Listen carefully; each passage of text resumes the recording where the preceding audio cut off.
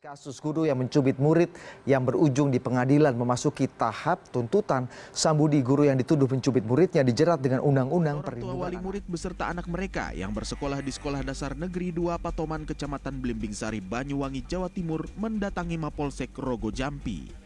Dengan didampingi orang tuanya, salah satu siswi Sekolah Dasar Negeri 66 Kota Pangkal Pinang pada Kamis siang mendatangi Rumah Sakit Bakti Timah Pangkal Pinang guna melakukan visum karena telah menjadi korban pemukulan kepala sekolah di tempat siswi kelas 5. Siswa karena tidak mengikuti sholat berjamaah, seorang guru SMP di Sidoarjo, Jawa Timur, diadili di Pengadilan Negeri Sidoarjo. Kasus penganiayaan tersebut mencuat setelah orang tua siswa tak terima dengan perlakuan guru dan melaporkannya ke polisi. Lanjutan kasus guru cubit murid di Pengadilan Negeri Sidoarjo, Jaksa Penuntut Umum menyatakan perbuatan terdakwa tidak dibenarkan dalam Undang-Undang Perlindungan Anak karena sudah lakukan tindak kekerasan. Assalamualaikum warahmatullahi wabarakatuh. Pertama-tama, marilah kita panjatkan doa dan puji syukur kehadirat Allah Subhanahu wa Ta'ala. Semoga kita selalu diberi kesehatan dan selalu dalam lindungannya. Apalagi dalam pandemi COVID-19 ini, semoga kita selalu diberi kesehatan dan tetap di rumah saja. Kami dari kelompok 3 akan mempresentasikan hasil kerja kelompok kami dengan materi perlindungan hukum terhadap guru dari tindakan kekerasan. Sebelumnya, perkenalkan, nama saya Danisa Tio Marsanda dan anggota saya yaitu Diva Octavia, Lydia Putri, Lina Arsy, Rosi Dwi, dan Rozaan Akbar. Yang pertama, guru adalah poros utama dalam pendidikan. Guru menjadi penentu suatu masa depan. Secara umum, tugas guru mengajar siswa-siswi untuk memiliki pengetahuan dan keterampilan dalam bidang apapun. Selain itu, guru juga mempunyai tanggung jawab, yaitu mendidik siswa atau muridnya agar bertingkah laku dengan baik dimanapun ia berada, baik di masyarakat ataupun di sekolah ataupun di lingkungan keluarganya. Nah, dari situlah kita akan bahas satu persatu dari definisi guru, tugas dan peran guru dalam pendidikan nasionalisme. Yang pertama, pengertian guru. Guru adalah seseorang yang mengajar, mendidik, membimbing, menilai, dan mengevaluasi peserta didik. Dari pengertian tersebut, adapun juga tugas dan peran guru. Yang pertama, sama, mengajar, mendidik, membimbing, menilai, dan mengevaluasi. Dari peran dan tugas tersebut memiliki pengertian masing-masing. Yang pertama, mengajar. Mengajar yaitu guru memberikan ilmu pengetahuannya kepada siswa atau murid agar siswa atau murid memiliki pengetahuan yang dimiliki secara dalam oleh guru tersebut dan bisa melalui media tulis, gambar, maupun video.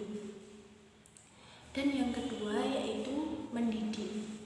Mendidik itu ada beberapa macam karakter dari siswa atau siswi tersebut. Ada yang baik dan ada yang buruk.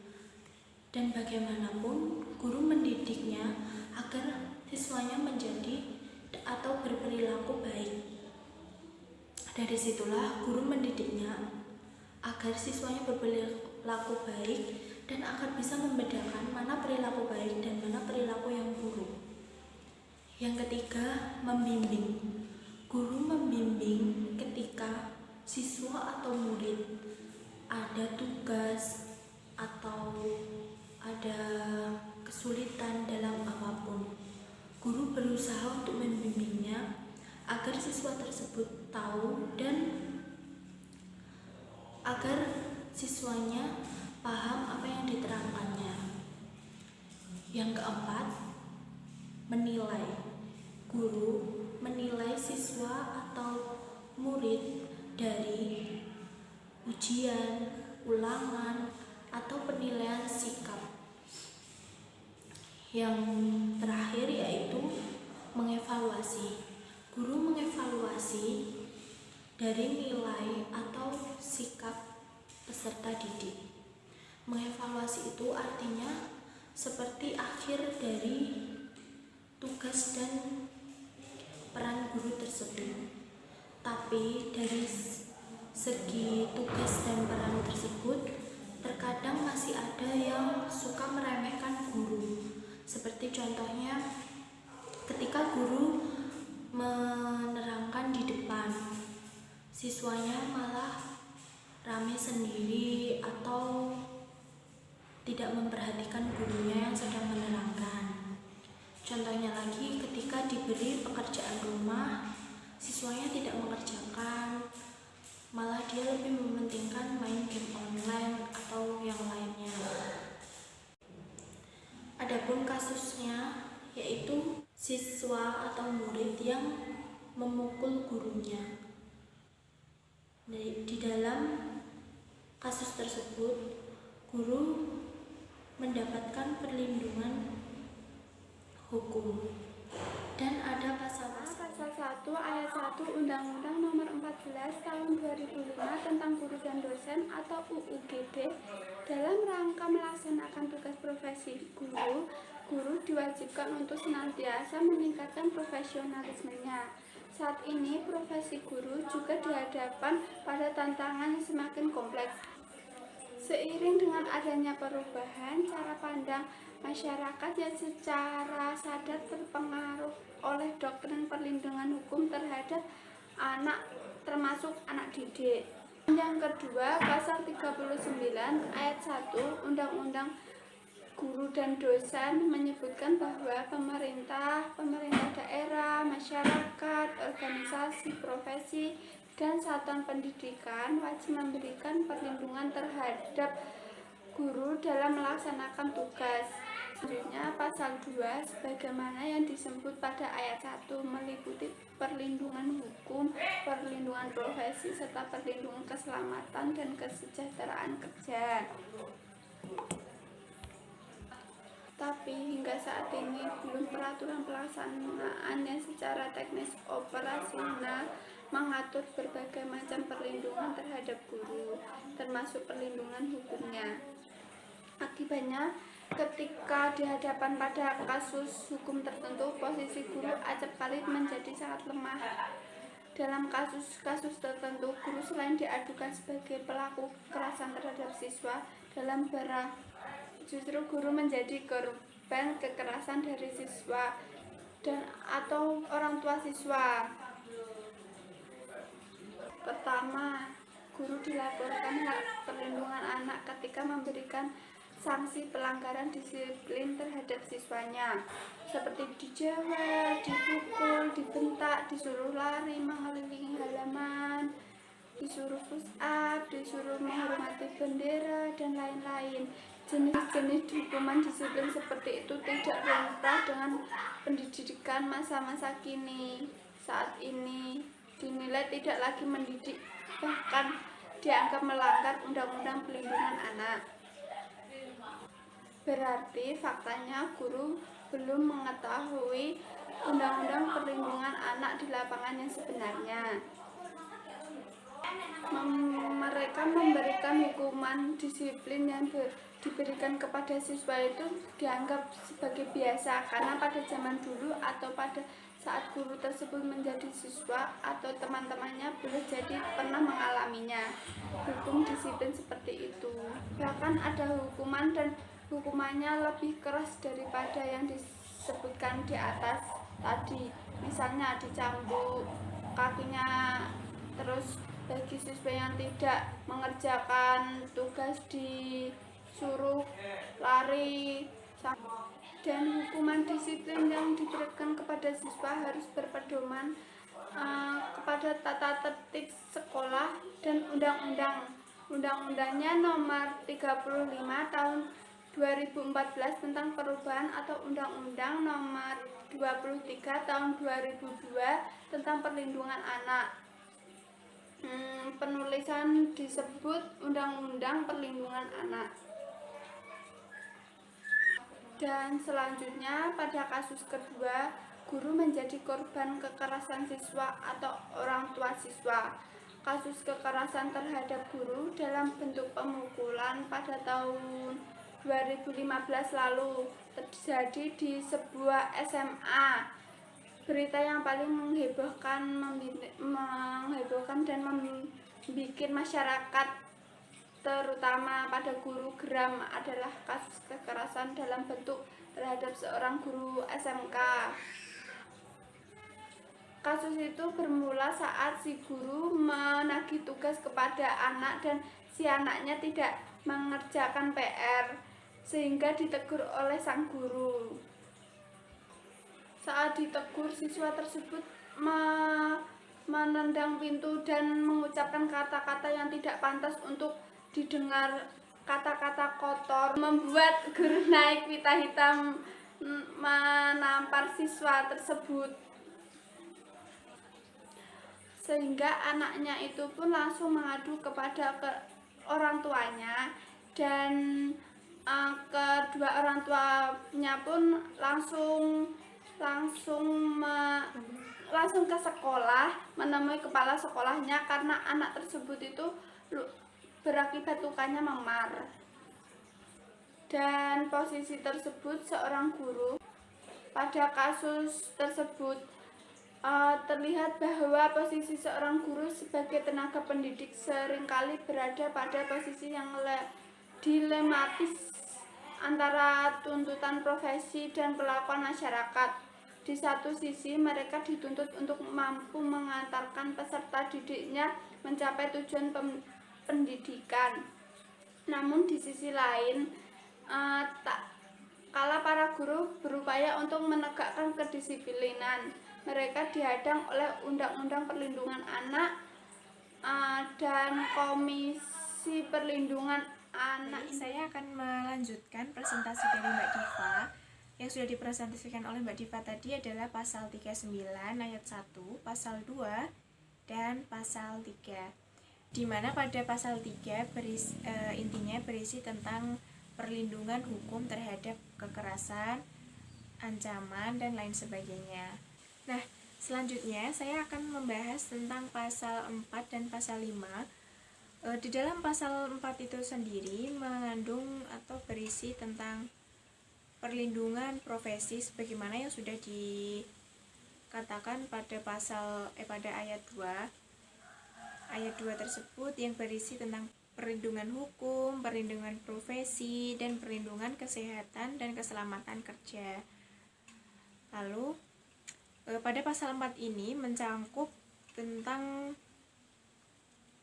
pemutusan hubungan kerja yang tidak sesuai dengan aturan perundang-undangan, seperti mem-PHK guru tidak sesuai kontrak, lalu mem-PHK guru pada satu pihak, lalu ada pemberian imbalan yang tidak wajar atau tidak sesuai, seperti itu, dan pembatasan lainnya yang dapat menghambat guru dalam melaksanakan tugasnya.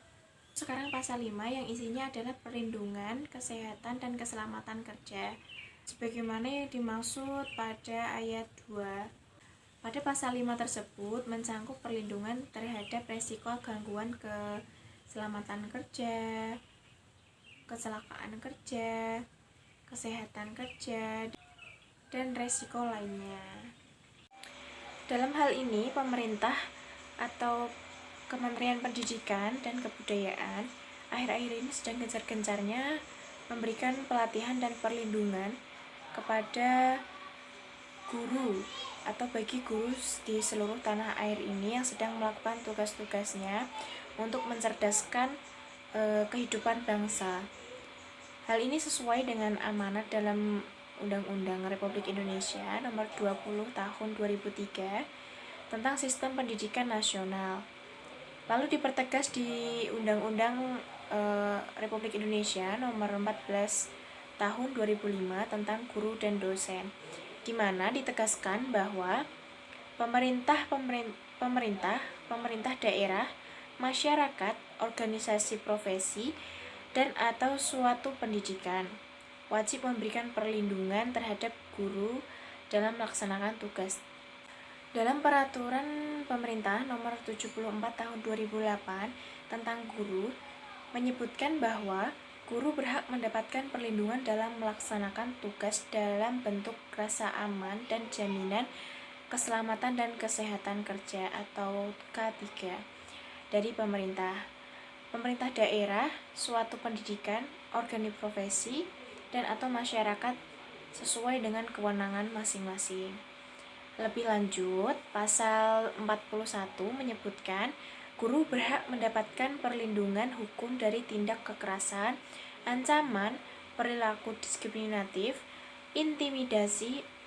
Seharusnya saat melakukan atau melaksanakan tugas profesinya, guru memperoleh jaminan perlindungan kesehatan dan keselamatan kerja atau yang disingkat dengan K3 berdasarkan undang-undang, sehingga menimbulkan adanya rasa nyaman dan rasa aman dalam menjalankan tugas profesinya yang ada gilirannya dapat membentuk karakter dan kepribadian yang kreatif dan inovatif.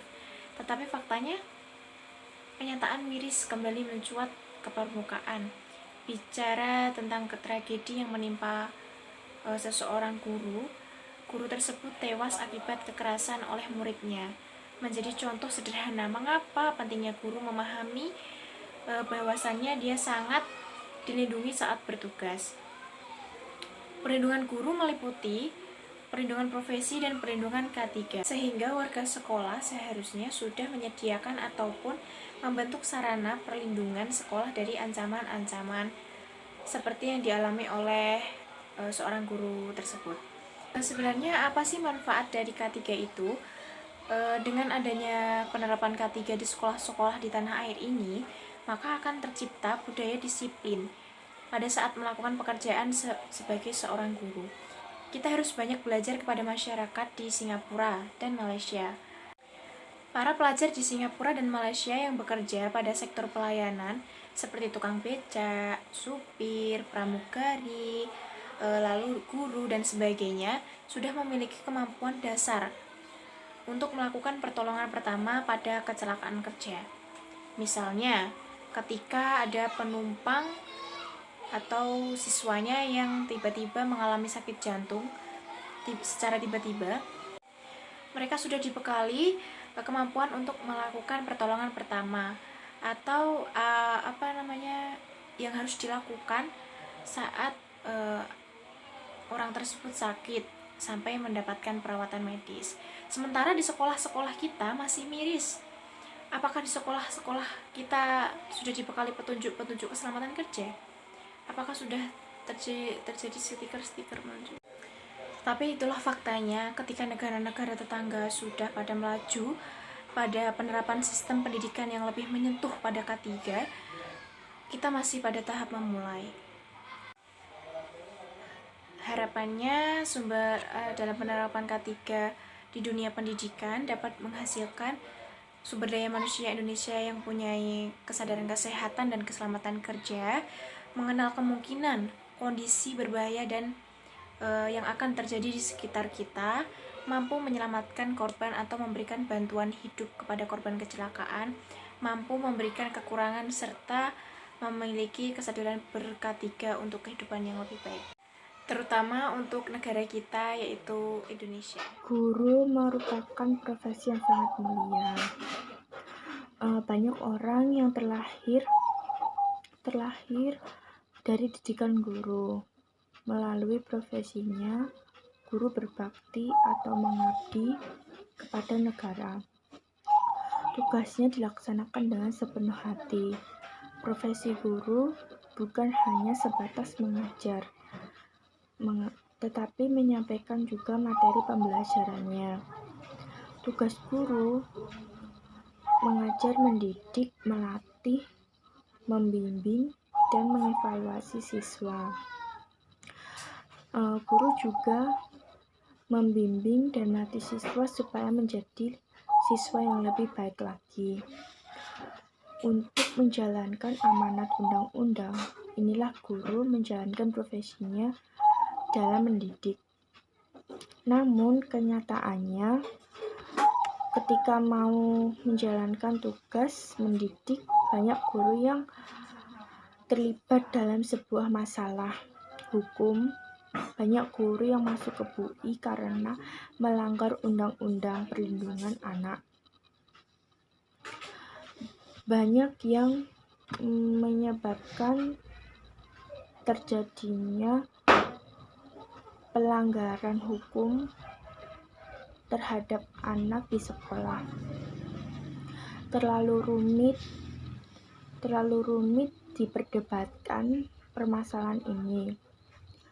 Ada seorang anak mendapatkan perlakuan kasar dari guru karena perilakunya yang kasar terhadap guru atau tidak sopan terhadap guru, sehingga memunculkan atau menimbulkan emosi guru. Sebagai pembangun insan guru, diharapkan tidak terpancing emosi ketika saat mengajar atau mendidik siswa. Hal yang perlu diingat, guru harus mengetahui batas-batas di mana yang akan mengakibatkan guru bisa dipolisikan. Dalam mendidik anak, perlu sudut pandangan yang sama antara guru dan orang tua siswa, sehingga tidak saling mempolisikan, karena tujuan keduanya adalah menjadikan anak tersebut menjadi orang yang baik di kemudian hari nanti.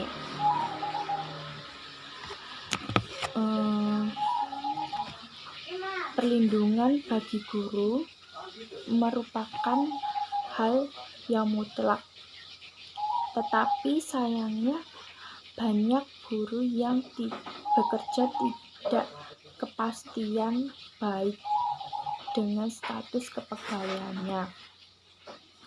Hingga saat ini belum ada aturan secara teknis operasional yang mengatur macam perlindungan terhadap guru. Akibatnya, guru selain diadukan sebagai pelaku kekerasan terhadap siswa, dalam beberapa kasus justru menjadikan guru sebagai korban kekerasan dari siswa dan orang tua siswa. Kasusnya, guru dilaporkan melanggar hak perlindungan anak ketika memberikan sanksi pelanggaran disiplin terhadap siswa.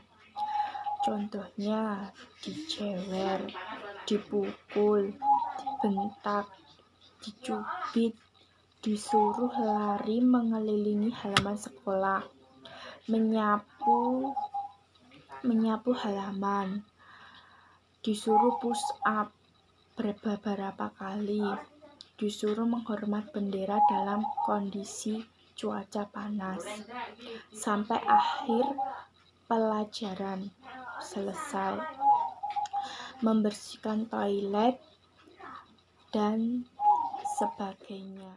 Saya akan melanjutkan penjelasan dari teman saya. Ironisnya, fakta di lapangan menunjukkan banyak guru yang belum mengetahui dan memahami Undang-Undang Perlindungan Anak. Mereka beranggapan hukuman disiplin yang diberikan pada siswa adalah hal yang biasa. Karena pada zaman dulu atau pada saat guru tersebut menjadi siswa atau teman-temannya boleh jadi pernah mengalami hukuman disiplin seperti itu. Bahkan ada yang dihukum dengan hukuman yang lebih keras daripada yang disebutkan di atas. Misalnya dicambuk kakinya bagi siswa yang tidak mengerjakan tugas atau sering membolos atau sering datang terlambat saat masuk kelas dan melanggar aturan-aturan tata tertib di sekolah tersebut. Hukuman disiplin yang diberikan kepada siswa harus berpedoman kepada tata tertib sekolah dan Undang-Undang Nomor 35 Tahun 2014 tentang perubahan atas Undang-Undang Nomor 23 Tahun 2002 tentang perlindungan anak. Latar belakang pertimbangan Undang-Undang 35 Tahun 2014 tentang perubahan atas Undang-Undang 23 Tahun 2002 tentang perlindungan anak. 1. Bahwa Negara Kesatuan Republik Indonesia menjamin kesejahteraan setiap warga negaranya, termasuk perlindungan terhadap hak anak yang merupakan hak asasi manusia. 2. Bahkan setiap anak berhak atas kelangsungan hidup, tumbuh dan berkembang, serta berhak atas perlindungan dari kekerasan dan diskriminasi sebagaimana dimanatkan dalam Undang-Undang Dasar Negara Republik Indonesia tahun 1945. 3. Bahwa anak sebagai tunas, potensi, dan generasi muda penerus cita-cita perjuangan bangsa memiliki peran strategi, ciri, dan sifat khusus sehingga wajib dilindungi dari bentuk perlakuan tidak manusiawi yang mengakibatkan terjadinya pelanggaran hak asasi manusia. 4. Bahwa dalam rangka meningkatkan perlindungan terhadap anak perlu dilakukan penyesuaian terhadap beberapa ketentuan dalam Undang-Undang Nomor 23 Tahun 2002 tentang perlindungan anak. 5. Bahwa berdasarkan pertimbangan sebagaimana dimaksud dalam nomor 1, 2, 3, dan 4 perlu membentuk undang-undang tentang perubahan atas Undang-Undang Nomor 23 Tahun 2002 tentang perlindungan anak. Dasar hukum Undang-Undang 35 Tahun 2014 tentang perubahan atas Undang-Undang 23 Tahun 2002 tentang perlindungan anak adalah 1. Pasal 20, Pasal 21, Pasal 28B ayat 2, Pasal 28G ayat 2, dan Pasal 28I ayat 2 Undang-Undang Dasar Negara Republik Indonesia tahun 1945. 2.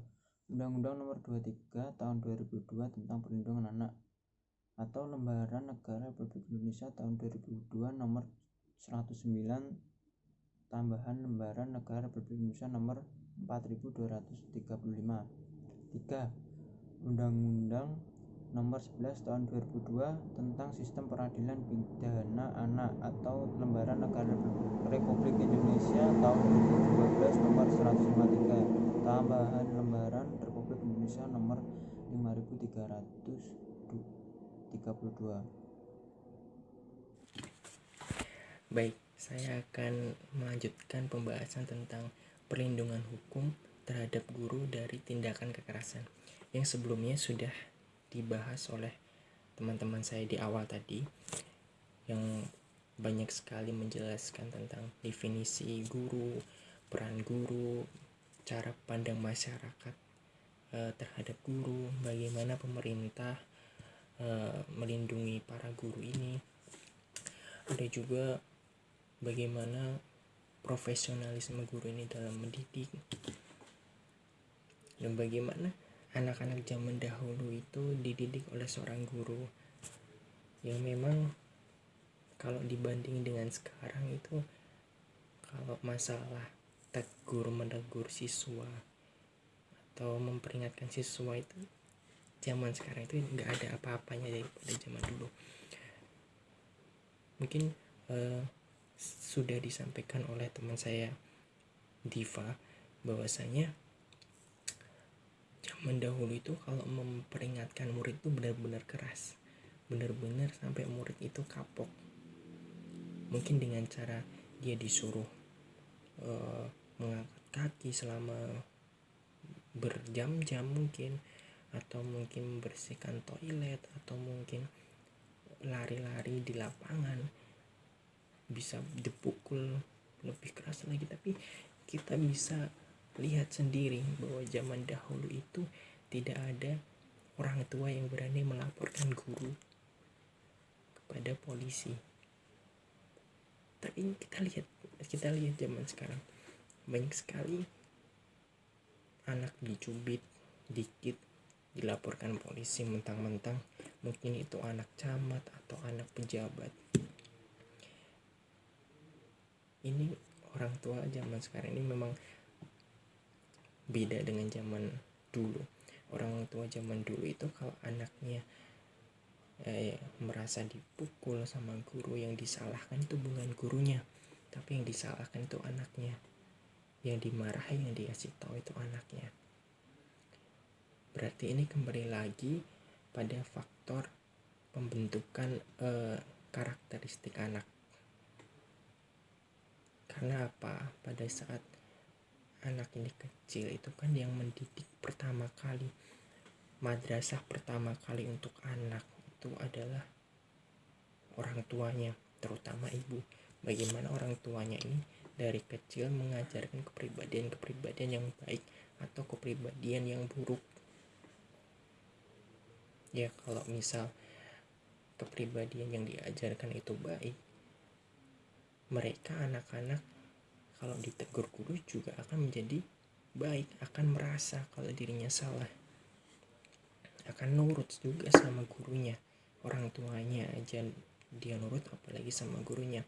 Tapi kalau kepribadian sejak kecil itu buruk, ya sudah, maka sama orang lain anak itu juga akan buruk. Mungkin akan bandel, akan tidak patuh sama gurunya, akan melawan, bahkan mungkin akan seperti itu. Maka kan guru itu perlu cara anak ini bisa nurut. Mungkin guru sudah menegurnya dengan perkataan yang halus, perkataan yang agak kasar, tapi tetap saja anak ini masih membandel. Maka guru akan melakukan tindakan yang lebih keras lagi, misalkan mencubit, misalkan memukul. Tapi tetap saja dengan batasan, tidak terlalu keras juga. Masalahnya di sini orang tua itu pada baperan. Anak dicubit sedikit, orang tua yang merasa dirinya pejabat, yang merasa dirinya camat, yang berkuasa, punya wewenang, nggak terima dengan perlakuan guru. Padahal yang salah anaknya. Akhirnya dilaporkan. Maka dari itu pemerintah ini harus menerapkan pasal 39 ayat 1 mengenai perlindungan hukum kepada guru. Supaya apa? Supaya tidak terjadi hal-hal yang seperti di video kasus-kasus awal tadi, yang anak dicubit dikit dilaporkan, anak yang dicukur dilaporkan, anak yang dipukul dilaporkan. Dalam arti yang dilaporkan ini guru, padahal guru ini mempunyai sebuah amanah untuk mencerdaskan bangsanya melalui guru-guru pendidik seperti ini. Mereka sudah bersusah payah mengatur anak-anak yang bandel, ya. Belum lagi ada banyak sekali tugas yang harus diselesaikan, tapi masih saja dituntut. Itu harus benar-benar dikasih perlindungan. Kecuali kalau tindakan yang dilakukan oleh guru itu benar-benar keterlaluan. Misalkan seperti kasus ada seorang guru yang mencabuli anak didiknya, mencabuli muridnya.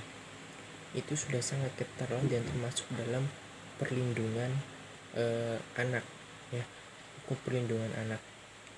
Dan itu wajib harus banget dilaporkan karena itu menyangkut sekali dengan kondisi psikis anak, trauma anak, dan itu sangat melanggar hukum. Tapi kalau cuma mencubit, memukul, atau menghukum dengan hukuman-hukuman yang masih tergolong ringan, itu kan bentuk kepedulian guru terhadap murid-muridnya, supaya muridnya ini atau siswa-siswanya ini atau anak didiknya ini bisa disiplin dan bisa menjadi generasi bangsa yang bisa diandalkan gitu. Menjadi seorang guru, menjadi seorang dosen itu sangatlah tidak mudah. Menjadi seorang pengajar itu sangatlah tidak mudah. Banyak sekali rintangan yang harus mereka hadapi. Maka dari itu, kita sebagai masyarakat harus selalu menghargai jasa-jasa para guru kita. Karena tanpa adanya guru kita tidak bisa seperti ini. Tanpa adanya guru kita tidak bisa mempunyai kecerdasan akademik, mempunyai kepribadian yang baik. Bahkan kita bisa menjadi orang yang sukses, bisa menjadi orang yang berhasil dalam pendidikan. Itu semua tidak lepas dari berkat para pahlawan tanpa tanda jasa kita, yaitu guru dan dosen, pengajar, pembimbing, dan lain sebagainya. Mungkin itu saja yang dapat kami sampaikan mengenai pembahasan perlindungan hukum terhadap guru dari tindakan kekerasan. Saya perwakilan dari kelompok 3, mohon maaf jika banyak kata yang salah, jika banyak pembahasan yang mungkin tidak berkenan, karena pada dasarnya kesalahan itu milik manusia, dan apabila ada benarnya itu dari Allah Subhanahu wa taala. Billahi taufiq wal hidayah. Wassalamualaikum warahmatullahi wabarakatuh.